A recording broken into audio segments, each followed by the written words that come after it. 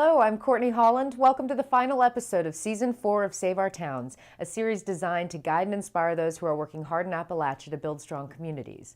The episodes, created by Outreach and International Affairs of Virginia Tech, aim to celebrate what is great about small towns and also connect you with experts, resources, and more. In this episode, you'll see why Mayor Steve Williams of Huntington, West Virginia, commands national attention. We'll have the latest on Pennington Gap, the town we've followed for a year. And Holly Cobia is back for Small Town, Big Number.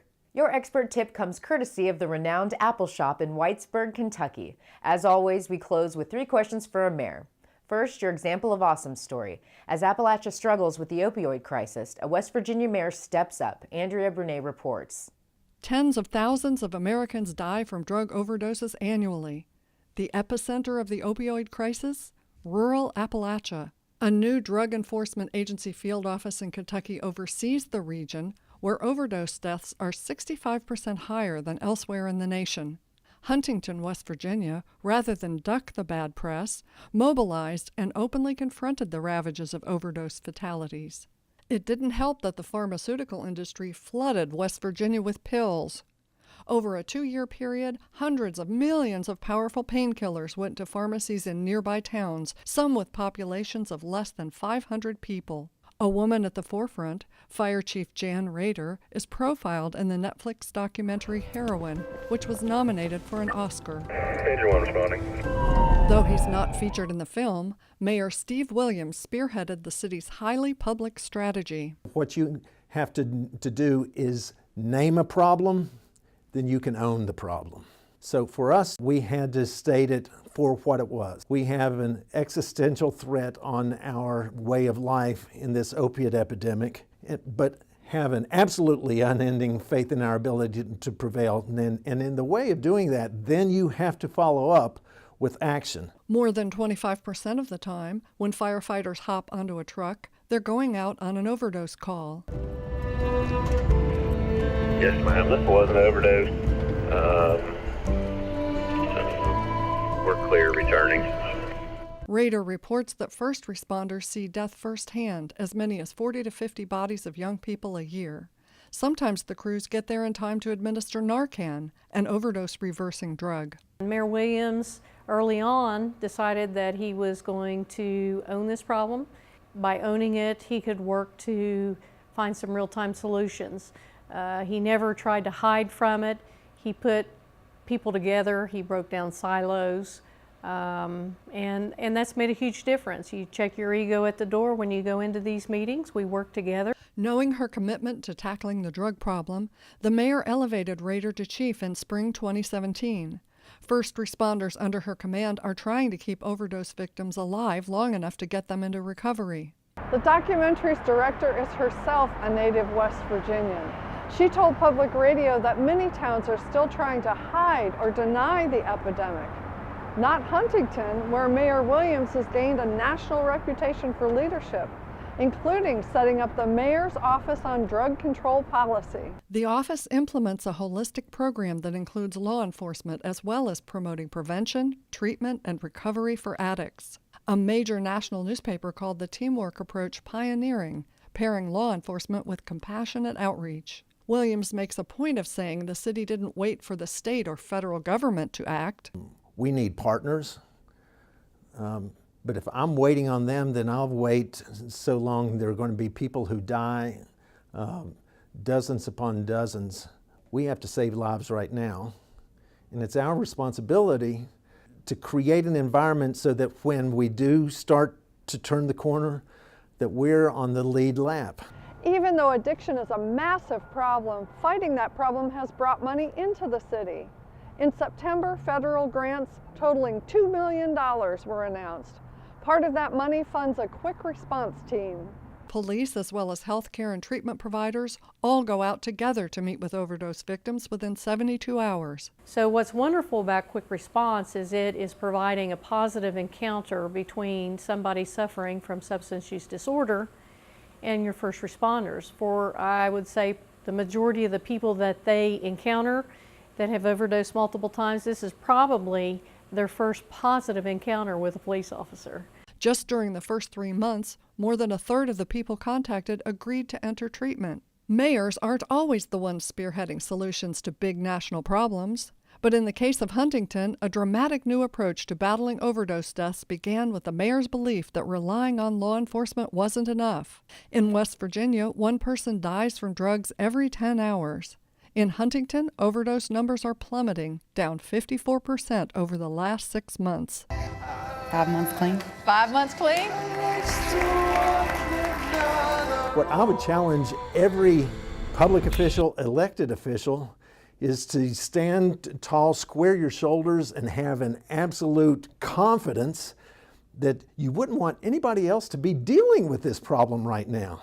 Anybody who's looking at this that is fearful of stepping forward and leading, frankly, you're forfeiting your right to be in your position.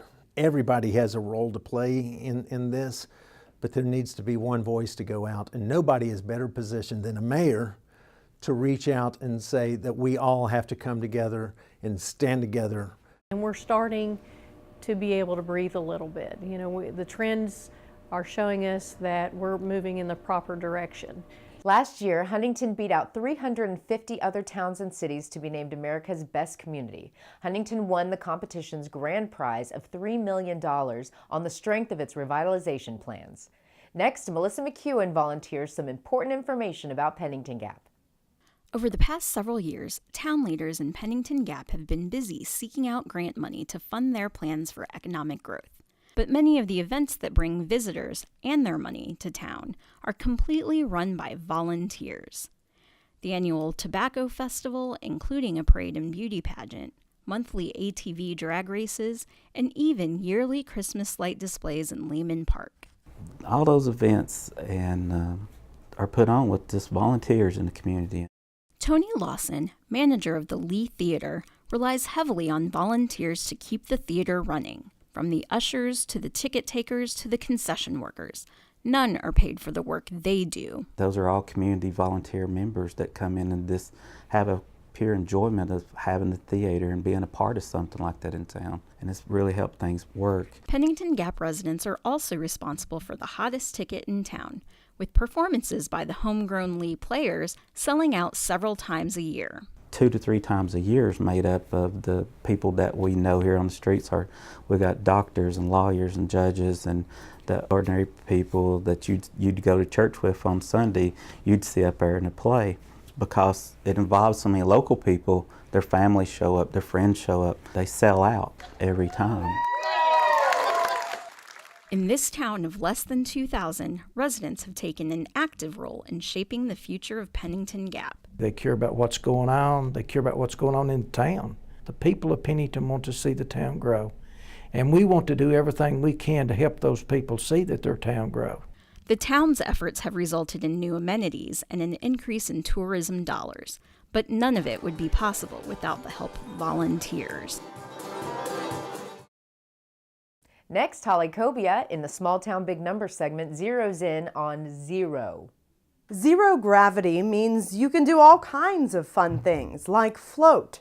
Zero is also the number of cities or counties in Appalachian Virginia with a population greater than 100,000.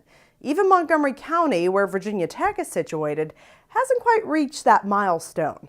And zero is also the percentage of business creation that small counties contribute to the U.S. economy. This is a drastic change because in the 90s, small counties accounted for almost a third of America's business creation. The Wall Street Journal recently reported the numbers in a story that chronicled how small rural towns are changing.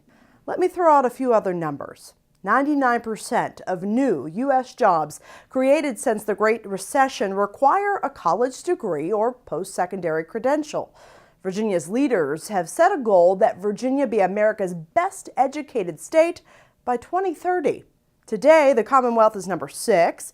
Virginia's 23 community colleges may be the most convenient and affordable centers of higher education and credentialing for many people in small towns. Community colleges are a big focus of the 2030 plan. So, the scene may be set for Appalachian Virginia to build an educated workforce, which may help turn that zero into a plus sign. Your expert tip comes from Amy Brooks, who heads Roadside Theater for Appalshop, a center of arts and filmmaking in Whitesburg, Kentucky since 1969. People don't necessarily think of things like arts and culture as assets for their community if they haven't been, generating a lot of cash or revenue to date. But they are assets. So we help sort of brainstorm solutions for them using these assets and activating them and making them available in a way that makes sure that they, the communities that produce the value, enjoy the benefits of that value. So if they create songs and stories, rather than outsiders extracting it and profiting from it, the community that creates the songs and stories enjoys the financial benefit of that. You can read a transcript of the complete interview at the Save Our Towns website, where Brooks explains how your town could invite Appalshop for a residency to help create art out of your stories and history. Click on the Connect with Experts tab. And now a reminder about Virginia Cooperative Extension. Extension agents and specialists live and work around the Commonwealth, dedicated to subjects such as land management, community leadership, and youth development. On the Save Our Towns website, click on the Extension tab. There you can learn much more. You'll find extension agents listed along with their areas of expertise and contact information. Next, it's back to Huntington, West Virginia for 3 questions for Mayor Williams. Resilient. Believing in ourselves. We can compete with anybody in the world. Anybody in the world. But you have to not only understand that, but be willing to take that challenge on. But if we're going to be successful in the future, we're certainly not looking to compete with who is right down the river or right down the road from us. We're competing against communities on the other side of the world. And at that point, what you have to come to realize is that we can compete with anybody. We come together like family, and we are finding ways to be able to find success together and to defeat problems together. There's a very quick formula that works. If you collaborate, collaboration leads to partnership, partnerships lead to trust, and then trust then establishes hope. Hope is not a tactic, it's a result.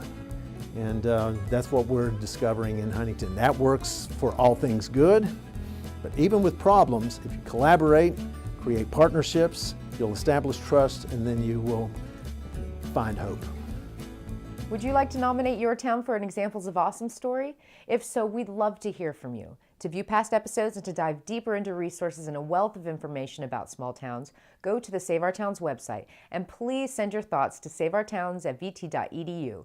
We read and respond to every email. This is episode 8 of season 4. Be sure to join us when the next season starts in fall 2018. Thanks for watching.